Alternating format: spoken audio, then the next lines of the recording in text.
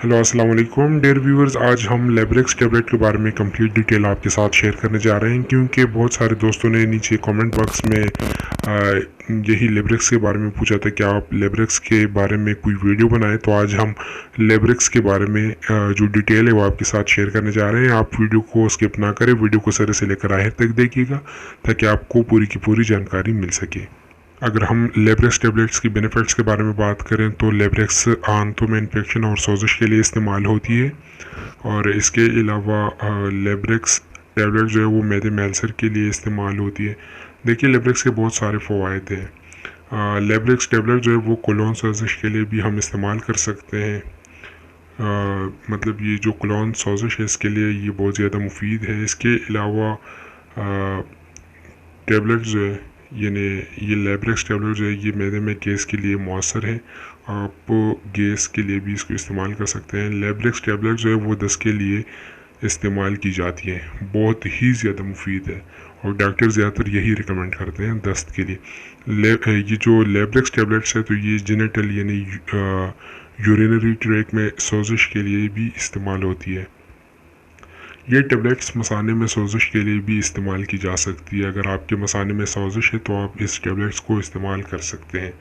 इसके अलावा ख़वातीन में माहवारी की कमी की वजह से जो दर्द होता है ना, तो उसके लिए भी इसको इस्तेमाल की जा सकती है। गायनाकोलॉजिस्ट को रिकमेंड करते हैं। अब इसकी साइड इफ़ेक्ट्स के बारे में अगर हम बात करें तो ज़ाहिरी बात है कि जिस तरह बेनिफिट्स होता है तो उस तरह इसकी साइड इफ़ेक्ट्स भी होती हैं।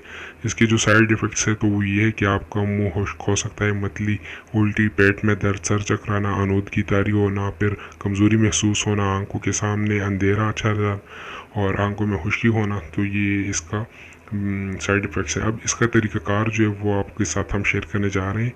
एक टेबलेट सुबह और एक दोपहर और एक टेबलेट शाम को यानी खाना खाने से आधा घंटा पहले 2 से 3 माह लगातार आपने इसको इस्तेमाल कर देना है। अब कौन इसको इस्तेमाल नहीं कर सकते? तो जो लोग इन टेबलेट्स के अज्जा से एलर्जी रखते हों वो इसको इस्तेमाल ना करें, क्योंकि ये आपके लिए फिर दुश्वारी पैदा कर सकती है। जो लोग इन टेबलेट्स के अज्जा से एलर्जी रखते हैं तो वो इसको इस्तेमाल ना करें। सांस की बीमारी वाले लोग भी इसको इस्तेमाल ना करें, क्योंकि इसमें कुछ ऐसी फार्मूले शामिल हैं जो कि साइड इफ़ेक्ट पैदा कर सकती है। जिन लोगों में बेहवावी की कैफियत हो वो इसको इस्तेमाल ना करें, आपने इनसे गुरेज करना है। फिर प्रोस्टेट की बीमारी वाले भी इसको इस्तेमाल ना करें।